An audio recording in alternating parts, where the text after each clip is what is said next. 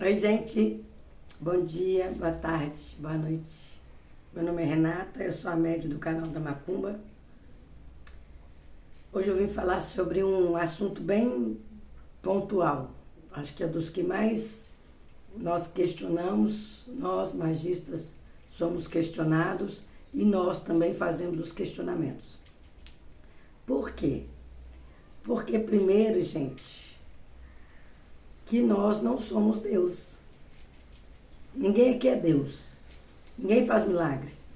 Então, muitas vezes, as mesmas perguntas que vocês se fazem, nós também fazemos. Simplesmente pelo fato de que ninguém domina absolutamente tudo.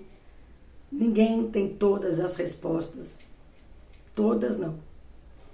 E nós estamos lidando com algo que é o oculto, o subjetivo, espiritual. Então não existe uma regra. Não existe uma regra. O assunto de hoje é: Dona Renata, o jogo fala que ela está no meu caminho. Contudo, ela está com outro. Dona Renata, o seu jogo fala que essa pessoa não deveria sequer ter entrado na minha vida, que ela não faz parte do meu caminho. Mas nós vivemos 15 anos juntos. Como explicar isso? Então, hoje a nossa reflexão vai ser baseado nesses questionamentos. A premissa é: está no caminho, por isso, fica junto? Vamos lá. Gente, é muito comum que eu me depare com jogos onde a pessoa está totalmente fora do destino dela, do Odu dela, do karma dela, do cuidado, do projeto do todo, do projeto primordial, da premissa pelo qual ela veio e encarnou. Quando nós encarnamos, nós já temos todo um plano divino pronto, todo um processo espiritual a ser desenvolvido. Somado a isso, estão as pessoas que irão caminhar conosco nesse desenvolvimento, em busca desta evolução espiritual e moral. Contudo, nós somos humanos, extremamente humanos, muito pouco evoluídos. Então, gente, quando existe lá um livrinho, um caderninho, com o direcionamento do que nós assumimos, com o nosso compromisso espiritual para ser desenvolvido neste plano, não quer dizer que você vai seguir a regra. Se fosse assim, todo mundo viria até aqui, encarnaria, com o seu projeto inicial, seria desenvolvido toda uma história, uma vivência, e quando desencarnasse, nós teríamos condições de encontrar a luz. Por quê? Fizemos o para-casa direitinho. Tinha um para-casa com as suas tarefas, com suas provas, com as suas dificuldades, com seus ensinamentos, com seus propósitos. E nós passamos por todas as aulas, todos os aprendizados, todas as fases. Chegamos com nota 100 no final da avaliação. Ok, está na hora de desencarnar. Nós fizemos tudo com aprovação máxima, pontuação brilhante. Então nós vamos evoluir para mais um passo. É assim que acontece? Não. Não é, gente. Não é. Se o propósito divino, que por si só já é primordial, já é a premissa, imagine só quando interfere as nossas escolhas particulares, com influência do humor, com influência do organismo, com influência da cultura, com influência de crenças limitantes, com influência do nosso ego, do nosso orgulho, da nossa pouca evolução, da sociedade, das regras de conduta, da cultura, da influência. Então, nem sempre o que você veio fazer aqui e cumprir, você vai desenvolver. Por conta das influências, por conta do seu ego, por conta do livre-arbítrio, por conta das nossas decisões particulares. Nós somos influenciados por tudo o tempo todo. Gente, a maioria dos jogos que eu faço tem influência de espelhamento familiar.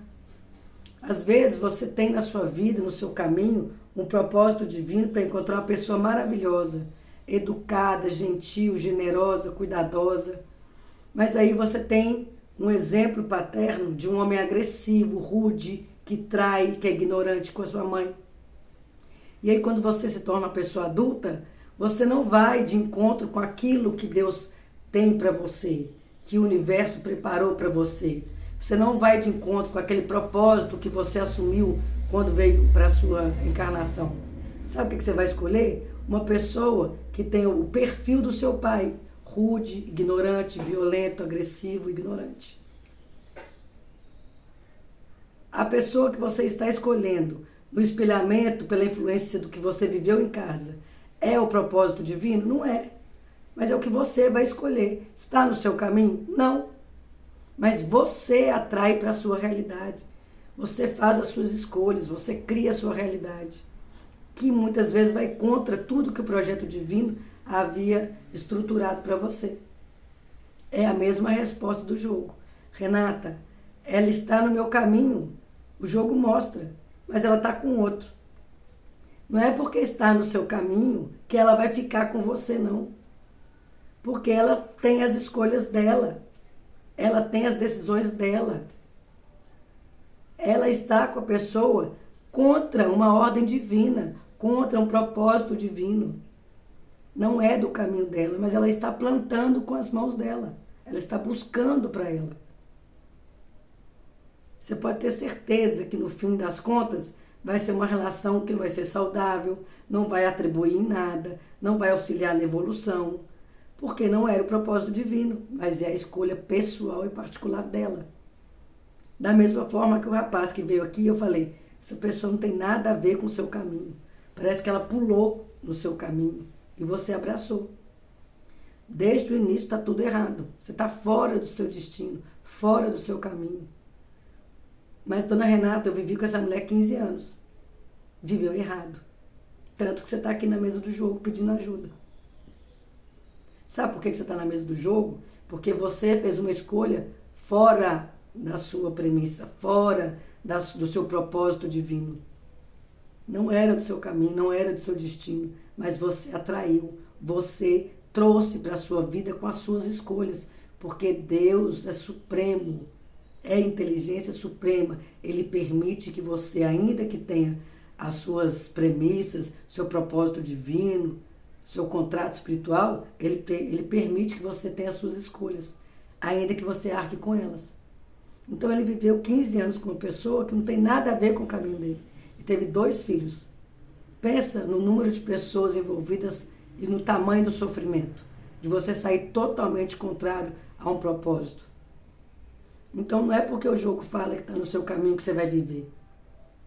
Não é porque o jogo fala que não está no seu caminho que você também não vai vivenciar. Quantas pessoas se envolvem com outras sabendo que não vai dar certo? E pelo ego, pela vaidade, pelo status, pela dependência emocional, pela vaidade. Não, mas eu quero fulano. Você quer, mas o jogo está falando que não está no seu caminho. Não, mas eu quero assim mesmo, quero fazer uma amarração. Como que é o processo de uma amarração quando não tem caminho? Você vai forçar um ataque espiritual contra o corpo físico e espiritual daquela outra pessoa. Você força a entrada da energia por um chakra, pelo chakra coronário. Você pode desenvolver doença, você pode desenvolver esquizofrenia, pode desenvolver um câncer, sim, porque a entidade que vai trabalhar para acessar o campo de uma pessoa que não é para você, que não é do seu caminho, é uma entidade que não tem luz. Um egum, por exemplo, um quiumba, ele está disposto a tudo. E ele não tem discernimento, ele não tem luz, ele não tem sabedoria. Então ele vai fazer o que for necessário. Se tiver que alguém pagar com a vida, se tiver que alguém sofrer um acidente e morrer, se tiver que alguém enlouquecer, ele não está nem aí pelo preço e pelas consequências. Ele vai fazer. Agora depois, como você vai lidar com isso? Então não é porque está no seu caminho que de fato vai acontecer. O que nós podemos fazer, nós magistas, os pais de santo, é influenciar espiritualmente para que aquele propósito seja realizado. Que cada pessoa fique com o seu qual, com o seu par, com o seu propósito primordial. Por isso nós utilizamos a interferência da magia, para que as coisas estejam em ressonância, em acordo, de acordo com o propósito maior. Por isso, a amarração pode salvar um casamento. Porque ainda que vocês estejam um no caminho do outro, pode haver uma terceira pessoa que vai lá e faz magia para poder separar vocês e dominar o outro por pensamento. E aí a amarração vem e reorganiza todo o ciclo da história. Mas isso não é uma regra.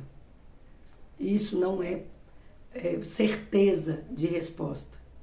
Nada é definitivo no sentido de ser tão certo, assertivo. Não existe nada. A única certeza que nós temos é a morte. Todo projeto espiritual tem alguma porcentagem de não ser finalizado, de não ser concretizado, ainda que haja permissão para trabalhar, ainda que a entidade se disponha a realizar. Por isso que nós nunca prometemos, eu vou resolver. Nós dizemos, vou fazer o melhor que eu posso. Vou me dedicar para que isso se resolva da melhor forma possível. Só que tudo é processo e pode acontecer no meio do caminho de algo fugir do controle. Da espiritualidade é entender que aquilo não é sustentável, não é viável. Pode, gente, tudo pode acontecer por influências, por questões de outros ataques espirituais, por influências de terceiros, pela conduta da pessoa.